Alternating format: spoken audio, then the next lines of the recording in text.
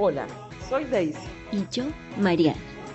y te damos la bienvenida a El Pasillo, un espacio donde exploramos las formas reales, creativas y a veces caóticas de hacer comunicación corporativa y transformación cultural en organizaciones de carne y hueso. Porque la comunicación y la cultura no se crean con manuales, sino que se construyen desde lo cotidiano, en los pasillos, cafeterías y reuniones. Por eso queremos darte la bienvenida a este espacio de aprendizaje, cercano, directo y sin filtros. Hola, hola a todos. Estoy muy feliz de estar aquí en el segundo capítulo de El Pasillo, hoy con un invitado de lujo, Ariel Jiménez, que nos va a estar acompañando en esta sesión hablando sobre gestión de cambio, cultura y comunicación organizacional. Ariel Jiménez es consultor en gestión del cambio, especialmente en temas de cultura, así que bienvenido, Ariel. Gracias, Mariana. Gracias por la presentación, por la invitación.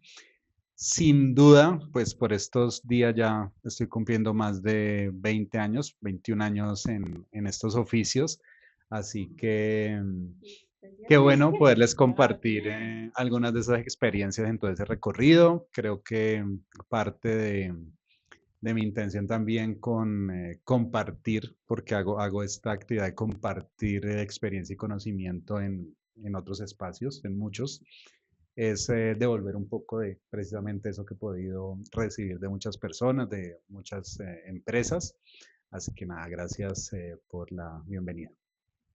Bueno, Ariel, no, muchísimas gracias a ti por haber aceptado y lo que tenemos que contar es que, bueno, hoy el pasillo se trasladó, estamos desde Cali con una, ojalá pudieran verlo, una vista espectacular en el oeste y pues esas son las cosas que suceden en el pasillo y aprovechamos esta presencialidad. Está Mariana por la ciudad visitándonos y por supuesto aquí en el estudio de Ariel.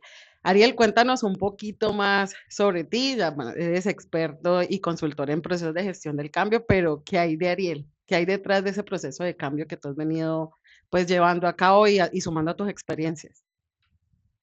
Gracias.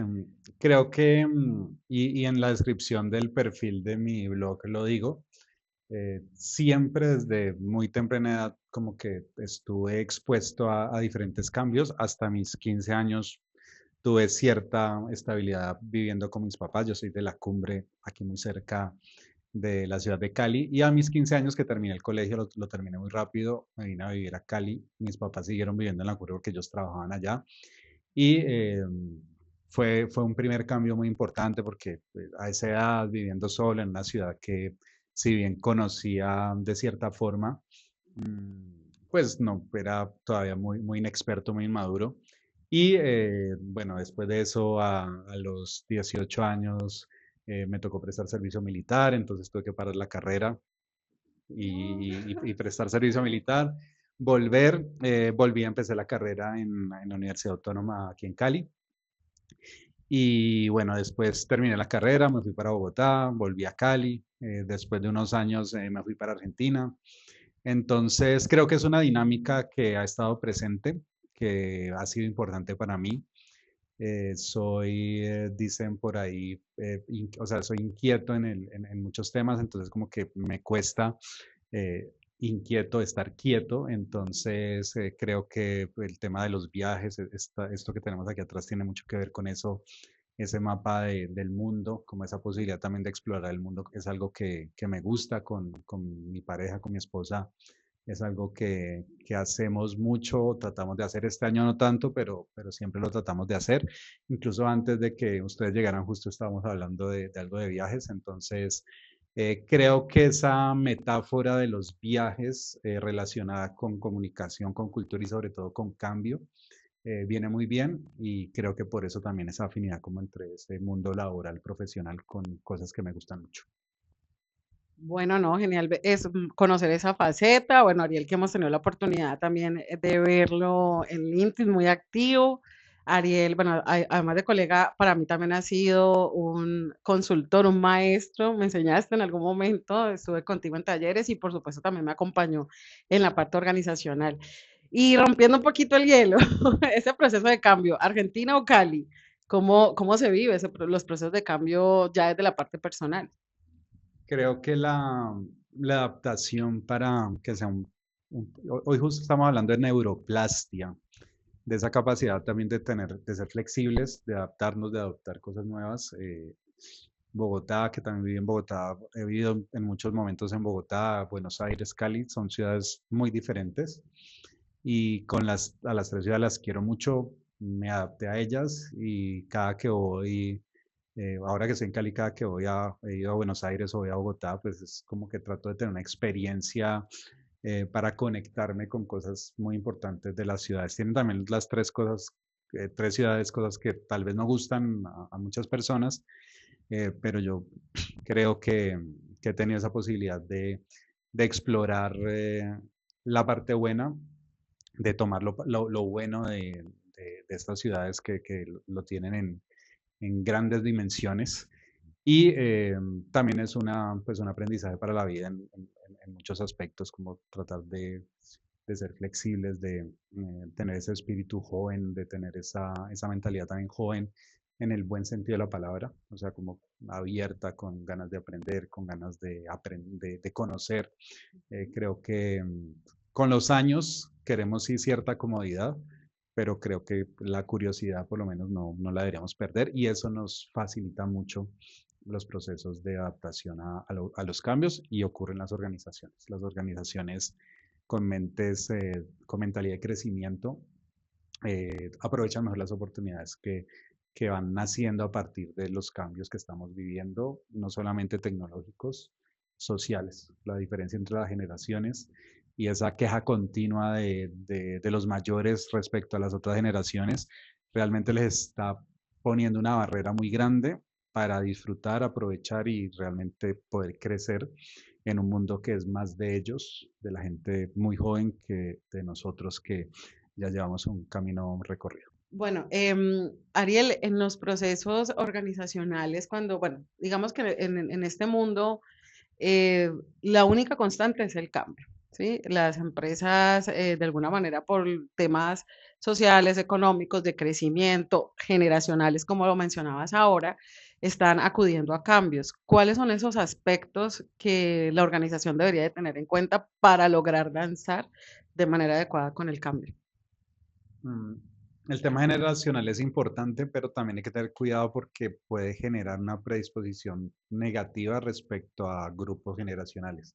Por ejemplo, decir que todas las personas mayores no son buenas para la tecnología es un error, de entrada es un error. Tal vez sí la generalidad te puede indicar que puede haber mayor dificultad de adopción de esas personas o si hay alguien que está a puertas de su jubilación, pues de pronto es una persona que ya está esperando estar tranquila y no en un tema de una adopción de una nueva tecnología. Entonces hay que ver, hay que tratar de ver los cambios en su dimensión y individualizar un poco como esos conceptos. Sí te da indicios. Una empresa con un promedio de edad de menos de 30 años va a ser muy diferente a una que tiene un promedio de edad por encima de los 45, sin duda. Sin embargo, hay que darse la tarea de hacer un doble clic y en serio explorar qué de esa realidad generacional te vas a encontrar y cómo la vas a abordar. Pero sin duda, no importa la edad y la generación a la que pertenezcamos, sí es necesario que todos podamos entender de qué se trata el cambio, para qué es, por qué es. Ese tema que en gestión del cambio hablamos de conciencia, eh, el objetivo de ser ese primer paso es generar esa conciencia y esas ganas por entrar en ese cambio.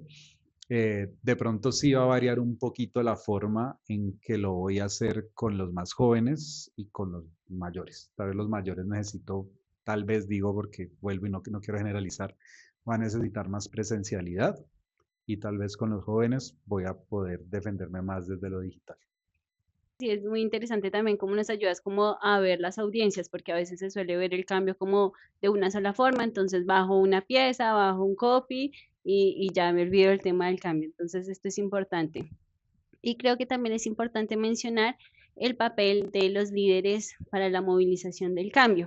Sin embargo, pues quiero que me digas desde tu experiencia, porque sé que tienes muchos clientes importantes internacionales, ¿Qué has hecho cuando de pronto entras a una consultoría, pero los líderes, o especialmente la persona líder del programa, no cree en el cambio? Entonces, no específicamente como en el cambio que se vaya a hacer, sino en general, no cree como en el cambio cultural. ¿Cómo logras de pronto conquistar? Yo he intentado conquistando, ha sido un poco difícil. Entonces, ¿cómo qué consejos nos puedes dar sobre ese tema? Bueno, en gestión del cambio hablamos de, ahí siempre trabajamos una línea de liderazgo y en esa línea de liderazgo también trabajamos una línea muy importante que es la de patrocinio. Creo que y si vamos a los estudios de los últimos 10 años, la palanca más importante del cambio es el liderazgo. Sin liderazgo es muy difícil que las cosas se muevan, que las cosas funcionen. Y es algo natural, algo humano, algo instintivo que la manada mira hacia donde mira él o la líder. En el macho, la hembra, alfa, para verlo de una forma más tribal.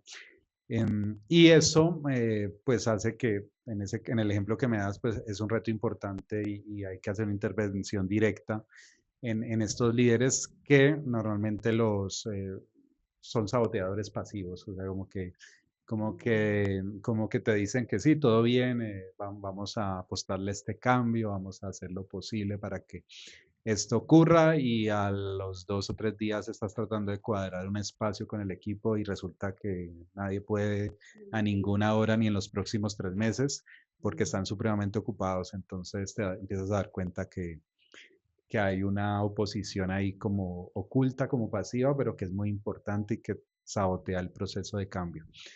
Eh, Son conversaciones que muchas veces son difíciles y conversaciones que agotan mucho, sin embargo son necesarias. Entonces hay que mirar, pues lo primero que uno intenta mirar es esa persona, cuál es la persona que más influye sobre esa persona dentro de la organización. Entonces vamos a hacer equipo con esa persona que le influye para que podamos traer a esta persona hacia acá y la podamos convencer. Porque no la vamos a convencer con un mail, no la vamos a convencer en una reunión, no la vamos a convencer con cosas más tradicionales, sino que toca hacer este tipo de cosas. Mira que yo trabajo en Olivia Consultoría. En Olivia tenemos una herramienta llamada DeepL, que es una herramienta de investigación que levanta datos de las organizaciones y te ayuda a analizar grandes cantidades de datos y entre las funcionalidades tiene algo que maneja inteligencia artificial que te ayuda a identificar como los círculos de influencia dentro de la organización. Entonces, por ejemplo, podríamos ver a esta persona en ese mapa de influencia y identificar a quién mueve esa persona, quién mueve y quién influye y quién mueve a esa persona. Entonces, ahí podría uno tener, por ejemplo, ya con datos, no solamente preguntando, se puede hacer preguntando, pero con datos podría uno tener la respuesta de entender esta área o estas personas que influyen a este líder y podríamos hacer equipo para poder llevar ese líder al cambio. He visto otros casos que el líder se ha ido, ha Claro, tenido que irse. sí, porque no hay cómo continuar. Ay, dale, me encanta, Bien. gracias. Por ejemplo, eso nos sucede cuando, bueno, le podríamos llamar microinfluencer también, ¿no? Dentro de la organización. En algún momento yo lo manejé así también y lo hicimos con alguien que era, como decía, que todos escuchan, el que seguían y lo que hicimos fue una especie de dramatizado dentro, o sea, sí, el día a día que va a pasar, entonces van a cerrar la empresa, van a cambiar la marca, o sea, todo eso que los hacía como hiperventilar, como decimos nosotras, o sea, como en la incertidumbre y eran ellos en un diálogo contestándolo, llegaron a la cafetería y esto cómo se va a hacer y empezaban como a dar la guía y realmente lo que iba a pasar con la transformación y eso nos ayudó a fluir.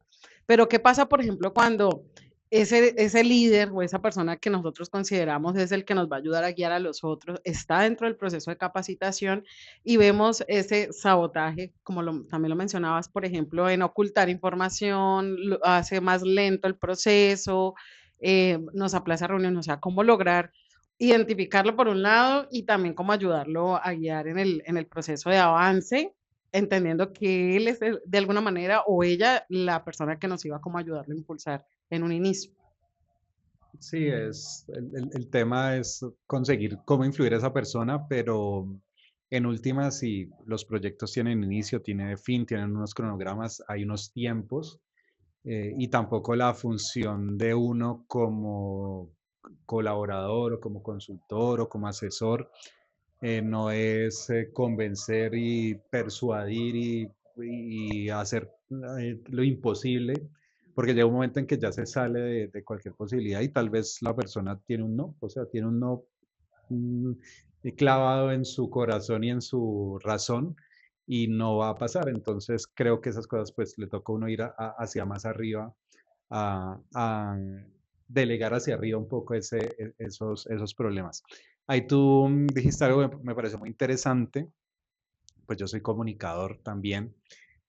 Creo que una labor desde la comunicación y es algo que uno en la facultad, por lo menos hace unos años, no lo desarrollaba uno, era esa capacidad de formar a otras personas en habilidades de comunicación básica, o sea, como que si en la universidad le dedicamos mucho tiempo a la teoría, mucho tiempo a la sociología, a psicología de la comunicación, a muchas cosas muy importantes, le dedicamos mucho tiempo a los medios, que creo que ahora más por el tema digital, pero poco le dedicamos a cómo desarrollar y cómo fortalecer habilidades de comunicación básicas en otras personas.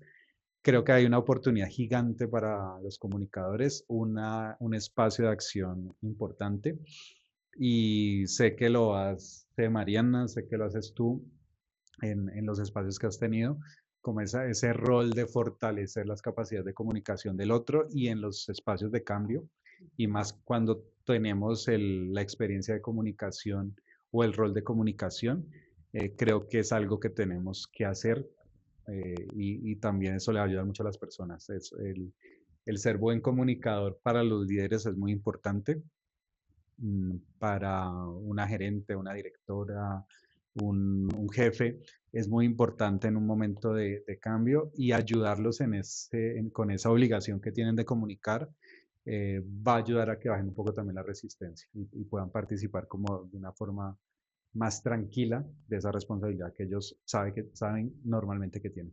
Ya sabes que escuchándolos, yo pensaba que a veces cuando se gestiona el cambio, uno se ve como que llega a salvar, ¿no? Entonces yo quiero que todo cambie y sea perfecto y genial. En cambio, me he dado cuenta que no necesariamente tiene que ser así, que es importante también entender cómo las resistencias de las otras personas que están pasando por otros procesos y que nosotros pues somos facilitadores y también tenemos que estar como en ese papel un poco más tranquilo y neutro para seguir llevando el cambio, porque son procesos que son difíciles.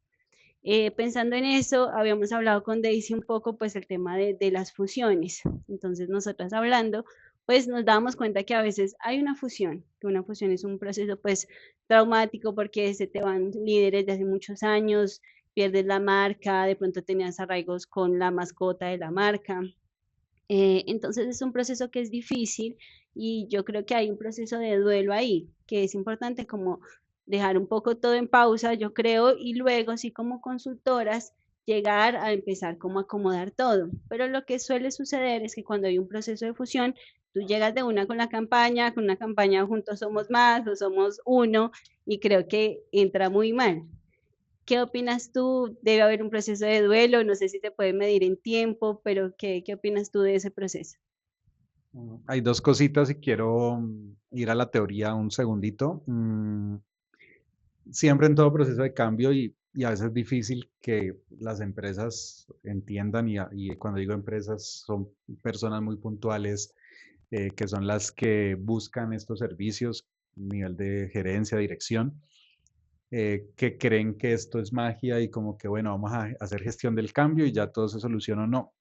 Ever Rogers en su campaña de difusión de la innovación nos dice que hay aproximadamente un 16% de las personas que son pioneras, o sea, que ven el cambio y se mandan, pero también atrás, bien atrás, hay un 16% de personas que no van por el cambio, o sea, no se adaptan y prefieren o hacen cualquier cosa por no estar ahí. Entonces, siempre en los cambios, la probabilidad de que haya personas que no se van a sumar definitivamente no, porque es un tema de voluntad, es alta. O sea, que haya un grupo tal vez pequeño, pero haya un grupo de personas que no se van a sumar.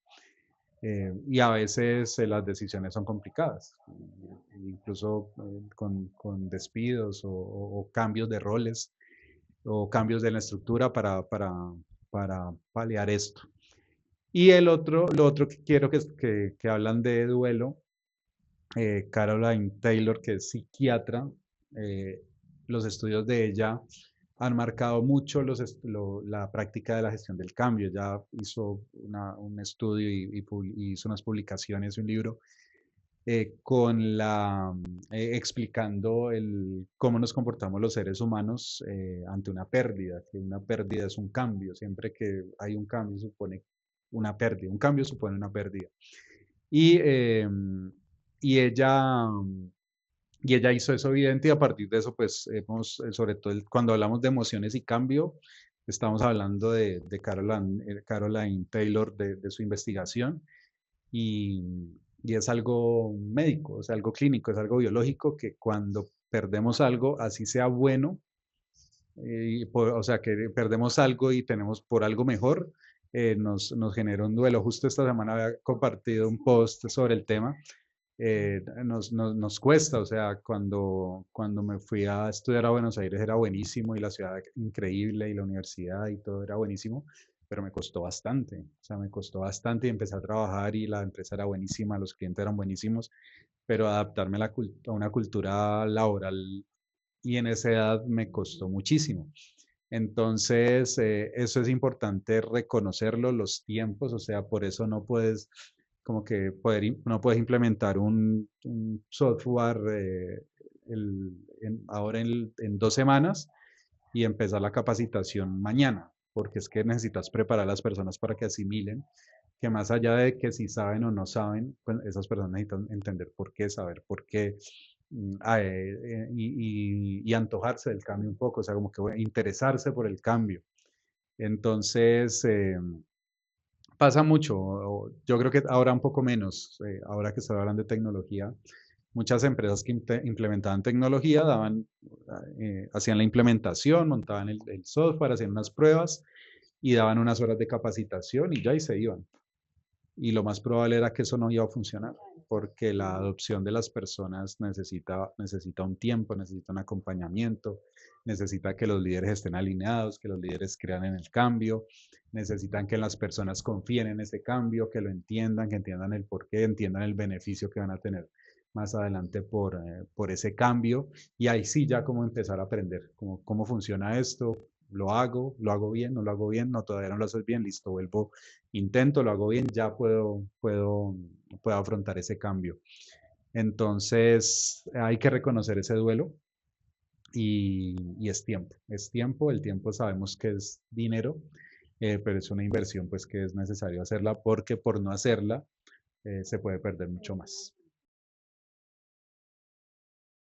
Cuando va a llegar el cambio y te dicen, llevas 15 años y lo estás haciendo de una manera, a partir del otro mes debes de hacerlo diferente.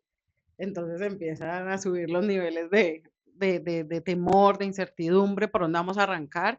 Y hay un equipo que debe inicialmente guiar ese proceso antes de involucrar al resto de la organización, ¿sí? El CEO, los gerentes, en el caso pues del proceso de cambio, si lo tienen interno, o de comunicaciones, por dónde arrancar para poderse autogestionar el cambio y llevar a los otros al nivel deseado. Ahí pasan varias cosas. Una, claro, no puedes anunciar un cambio que va a ser en 2, 3 semanas, un mes, porque necesitas preparar a la gente más allá de capacitarla. Tampoco puedes anunciar un cambio que es dentro de un año y esperar que la gente como que quieran todos, vamos por el cambio, quiero sumarme al cambio. No, va a ser muy difícil. Entonces, hay algo que es importante, como dije, decían lo de la respiración, lo de la hiperventilación.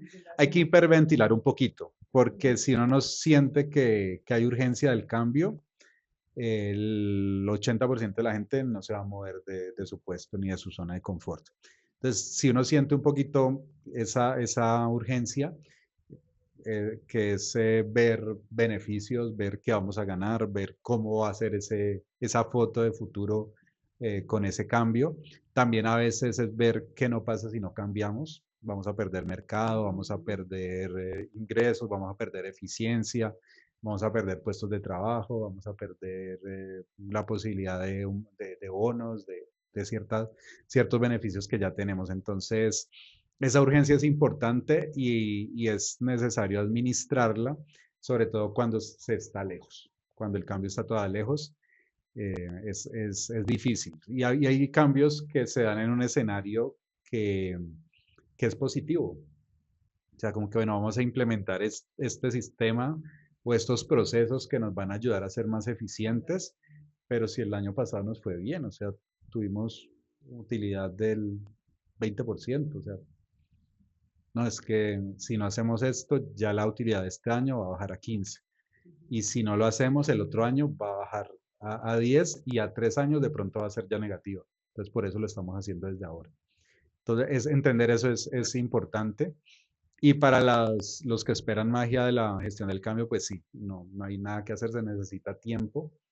Y si se tiene muy poco tiempo, pues se necesita meterle mucho recurso para poder responder al alcance, o sea, poder capacitar a todos, pero antes poder generar ese sentido de conciencia, de urgencia, poder sumar a los líderes, poder hacer que esos líderes crean en el cambio, que conversen con sus equipos, que los líderes de esos líderes conversen con ellos para que alineen y compartan esa visión de ese futuro que están construyendo a partir de ese cambio, porque eso es lo que uno está haciendo, construyendo futuro. Si hay un proyecto a un año con cierto objetivo como lo que estaba hablando ahora de eficiencia, pues lo que estamos construyendo es una visión de futuro. Entonces, esos líderes tienen esa labor de compartir esa visión de futuro entre ellos y ellos con sus equipos para que los equipos se vayan sumando.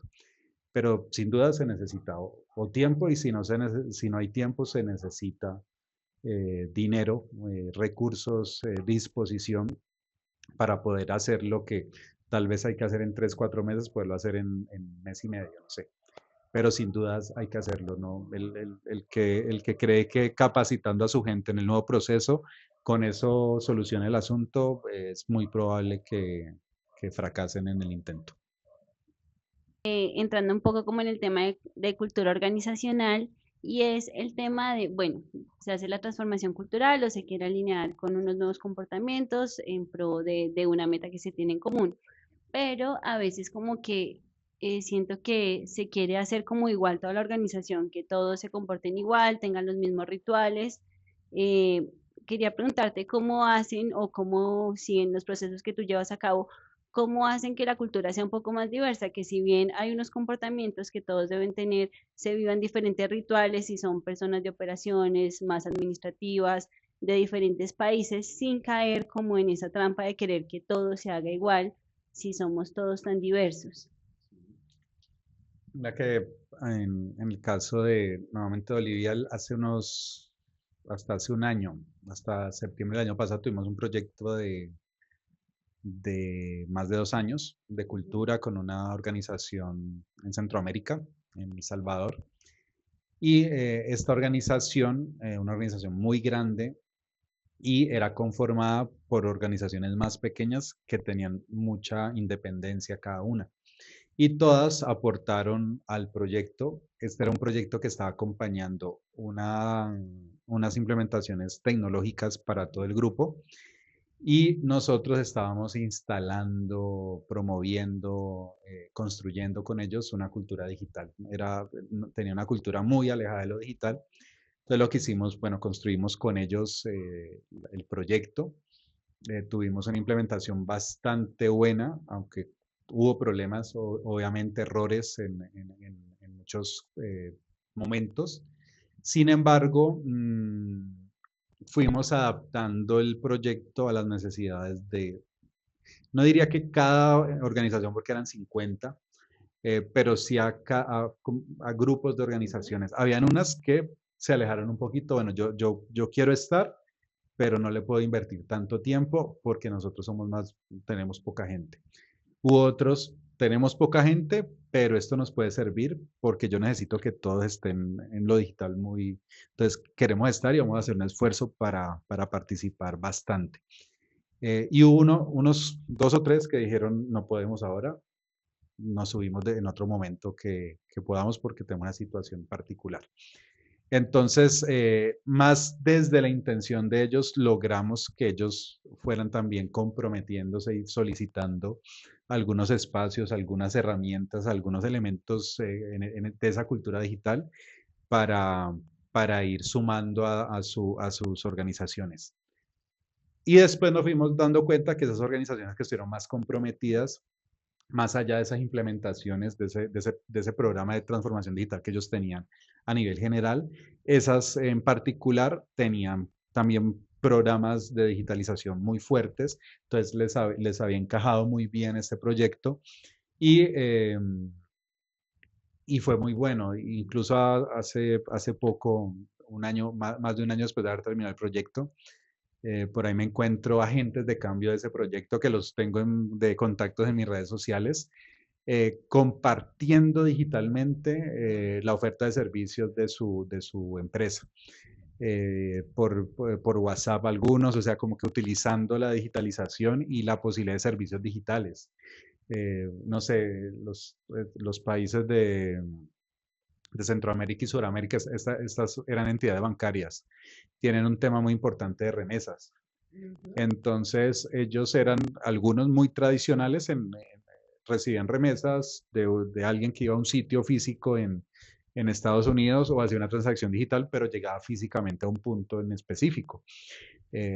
Están en ese proceso de digitalización, los empleados eran análogos como lo que ellos hacían, y ya ahora pues están ofreciendo servicios digitales, abrir cuentas en la app, o sea, otro tipo de cosas que son muy importantes y los colaboradores lo están haciendo muy bien. Por ejemplo, el ejemplo que le contaba a esta persona, pues él es comercial, entonces está feliz. Le pregunté cómo van con eso. Me dice, no, pues yo estoy vendiendo, o sea, salió del círculo de su oficina y está vendiendo a mucha más gente. ¿Por qué? Porque salió de ese círculo por la posibilidad digital que vieron y están aprovechando. Bien. Bueno, ahí un poco, ya como desde el otro lado. Usualmente cuando se contrata, digamos, o las organizaciones que tienen estos equipos especializados en gestión del cambio, se hace para cuando llega o un nuevo sistema informativo, un cambio tecnológico o muy puntualmente cultural. Pero, digamos, ¿qué cambiar y qué no cambiar? ¿En qué sentido? Nos pasó en algún momento, hay campañas que por tiempo se requiere que sean en un mes y buscan alterar comportamientos, ¿cierto? Ejemplo, accidentalidad de los colaboradores, de los conductores. Entonces, son personas que ya tienen la información, ya han estado en capacitación, pero se siguen accidentando. En esos casos piden, hagamos una campaña y desde comunicaciones en las empresas, digamos, los equipos que están en una semana, en 15 días, te brandean la organización de temas, de cosas muy creativas, ¿cierto? Y te hacen, y te montan la campaña, pero realmente los resultados no van a ese proceso de comportamiento. ¿Qué hacer en esos casos? ¿Tú qué opinas? O sea, allí podríamos establecer que debería hacerse un proceso de gestión del cambio de comportamiento para bajar en ese caso pues los niveles de accidentalidad o vestir nuevamente la organización simplemente con la mera campaña y al mes ya necesitamos resultados porque pues debemos presentar los índices de disminución, por ejemplo. Mira que sí, la campaña está bien, o sea, y me gusta y es visualmente, te refuerza un mensaje, visualmente te da a entender que la organización está en un tema en particular, pero cambiar comportamientos a punta de campañas solamente de comunicación es muy difícil. Si fuera así de magia, y esto también lo que decimos de la magia, también lo extrapolamos a la comunicación, como que se cree que desde la comunicación se puede lograr cosas, no sé, como que puedes convencer a la gente de que haga algo como si esto fuera hace 100 años que por un programa de radio hacías que la gente incendiara una ciudad. O sea, la gente realmente no cambia un comportamiento por un mensaje, por leer un mensaje, por escucharlo, tiene que ser algo mucho más integral. Voy al tema, algo que me parece importante socialmente, el tema de la lectura.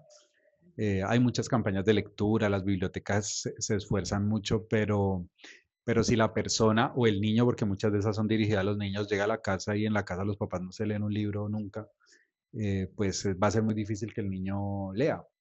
Y eso pasa y eso pasa en las organizaciones, hablando un poco con el tema del liderazgo, ¿no? De qué tan importante es el liderazgo y qué tan responsable es el liderazgo en esos problemas que tienen las organizaciones a veces muy graves de, por ejemplo, de accidentalidad. También se hace mucha comunicación para el tema de riesgos profesionales en general, para evitar reducir accidentalidad, reducir ausentismo, que la gente se ocupe más de su salud también.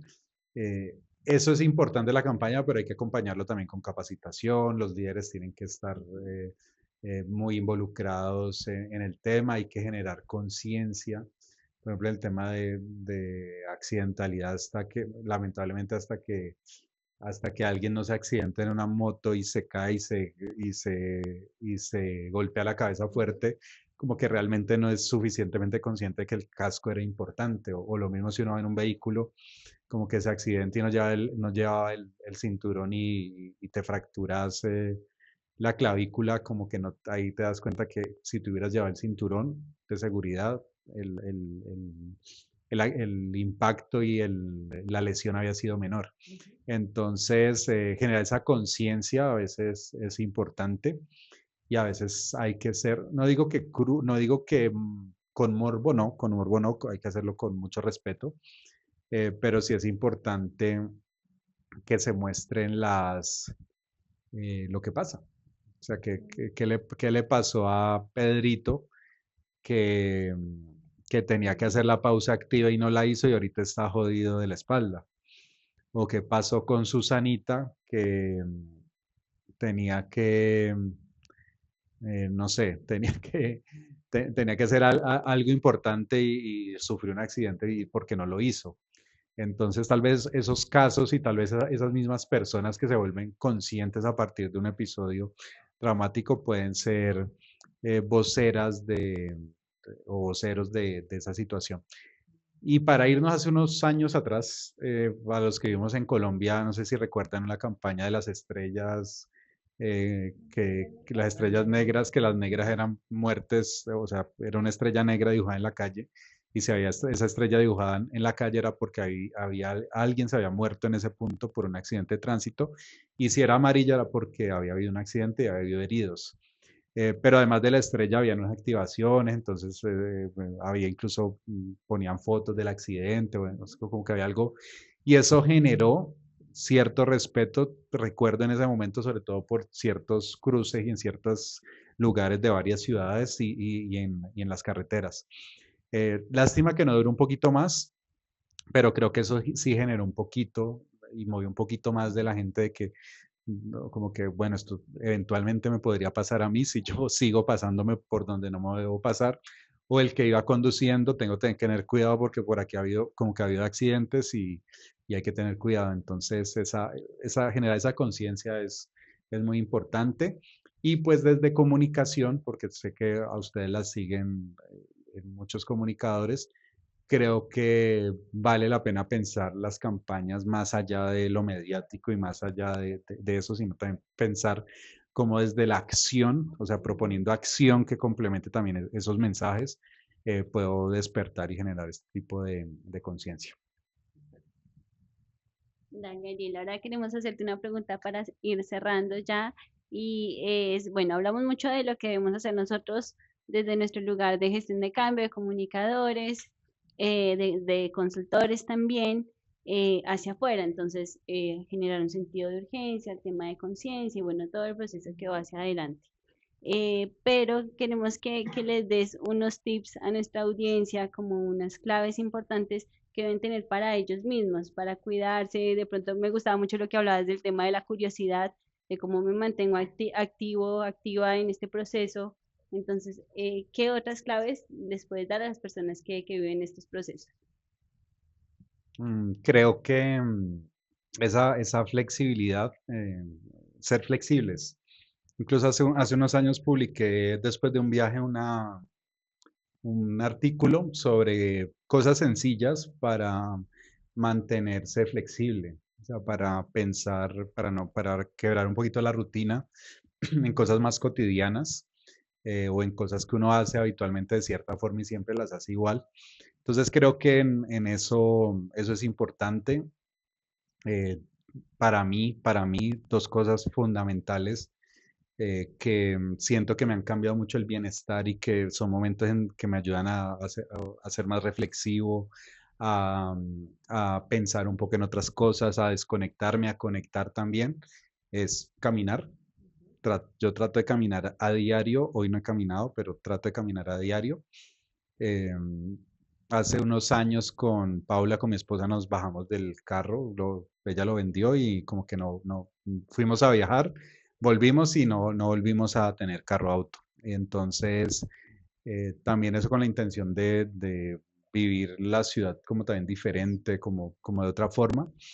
Y lo otro, leer revistas, leer artículos, leer posts, leer libros, leer lo que a uno le gusta, no leer lo que otros quieren, tratar de explorar en esas cosas que a uno le pueden gustar, otras cosas, y ese disfrute, lo podemos conectar con muchas cosas y nos ayuda a generar mucho bienestar. Y es cierto, y a veces nos pasa mucho que desde comunicación, en gestión del cambio, en este tipo de profesiones que en las organizaciones damos servicios a otros y muchos relacionados con ayudar, o sea, como que nos dedicamos a ayudar a otros, a que otros cumplan objetivos, importantes. Cuidarnos es importante, cuidarnos, cuidar la familia, cuidar la salud, cuidar, el bienestar. Yo que soy de gestión del cambio, tenía una compañera Mónica Naranjo, maestra también en gestión del cambio, ya por esos días debe estar pensando en temas de retiro. Eh, yo la molestaba porque yo la veía muy cuadriculada a ella, entonces yo le decía que teníamos que experimentar el cambio en otras cosas y ser más flexibles precisamente porque hablábamos mucho de eso. Y, y ella se reía, pero no, ella no era, la verdad no era tan cuadriculada como yo la molestaba. Y,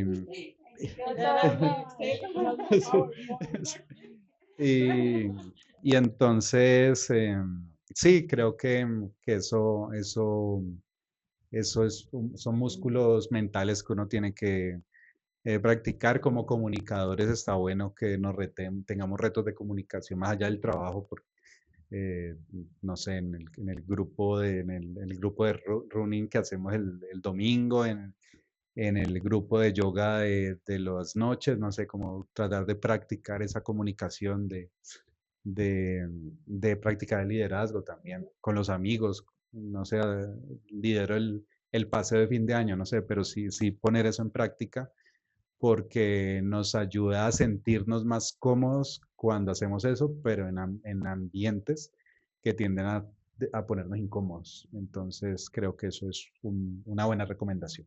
Mm.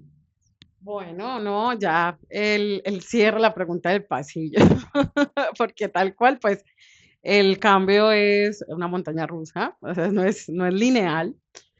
Ariel, háblanos, cuéntanos de un error que se te haya presentado, que por supuesto, así como hubo muchos logros, hay muchos errores, que se presentó en algún proceso que estuvieras llevando y que estuvieron a punto de tirar la toalla y dijeron, no, esto no lo vamos a lograr. ¿Cómo sí lo lograron? ¿Cómo transitaron? Y como que qué consejos le darías a quienes nos escuchan cuando eso está sucediendo en su proceso de cambio. Ok. Hoy hemos hablado mucho de liderazgo y de personas y creo que bueno, en un par de ocasiones, no solamente una vez, se nos quedó alguien, un líder o una líder importante por fuera del proceso. Y cuando nos dimos cuenta fue porque hubo un problema, o sea, no fue que alguien se nos acercó, ah, sería bueno que, no, hubo un problema y pues nos dimos cuenta por eso y remontarla fue difícil, o sea, es una situación incómoda que no quería estar ahí, que generó un entorno muy conflictivo durante un par de semanas. Pero lo bueno fue que, bueno, se le da frente al problema, se involucró a esta persona, fue complicado porque apenas también como que pues, tocas la parte emocional de las personas, su orgullo, su necesidad de vinculación, ¿no? Que era un proyecto importante y como que no estaba todavía. Pero bueno, nada que con varias conversaciones y como que tratando de conectar también con esa persona desde lo emocional también, no solamente desde lo técnico, sino también con empatía, pudimos sumarlo y todo fluyó. Otro caso fue muy parecido, fue una líder y también digamos que fluyó. Es un riesgo que hay cuando uno mapea stakeholders, que de pronto alguien importante no quede por ahí, pero pues trata uno de que eso no pase. Y nada, hay cosas que pasan. Esta semana, aquí para traer algo reciente, no fue un error, pero sí es una experiencia que genera un trauma grande que todavía lo estoy sufriendo. Eh, Hace un mes y unos días presentamos, en un proyecto en Estados, presentamos el plan de gestión del cambio, nos lo validaron, todo perfecto, lo empezamos a implementar la primera semana de este mes, de noviembre, y ya el plan estaba agarrando ritmo, incluso ya habíamos hecho reuniones no, perdón, eso fue en noviembre, en octubre, el mes pasado, no este mes. Y ya el proyecto agarró ritmo, ya incluso le estamos haciendo ajustes, cosas que no estaban funcionando, bueno, como ahí mejorando el asunto. Eh, y, eh, y el lunes pasado, hace 2 días, nos llamaron a reunión, le cambiaron totalmente la forma de despliegue del proyecto y no quedó funcionando para nada el plan. Entonces estamos en proceso de volver a formular un plan para el momento en que estamos viviendo y hasta donde tenemos el proyecto. Pero sin duda son cosas que pasan y toca asimilarlas, toca sacarle provecho. Yo ya vi algunas cosas buenas que hay. Ese mes largo, mes 20 días de implementación del plan anterior, bueno, ya nos habían dejado aprendizajes, entonces como que siento que esta es también una oportunidad para enfocarnos en cosas que van a generar valor eh, al proyecto y que también van a generar valor a nuestros interlocutores. Creo que eso también es importante. Así que nada, buena cara y flexibilidad. Flexibilidad creo que es muy importante. Bueno, les damos muchas gracias a todas las personas que nos han escuchado. Somos el podcast El Pasillo. Nos pueden seguir por nuestras redes sociales. También sigan a Ariel, tiene mucho contenido fabuloso. Ahora está haciendo videos y se aprende un montón. Así que gracias.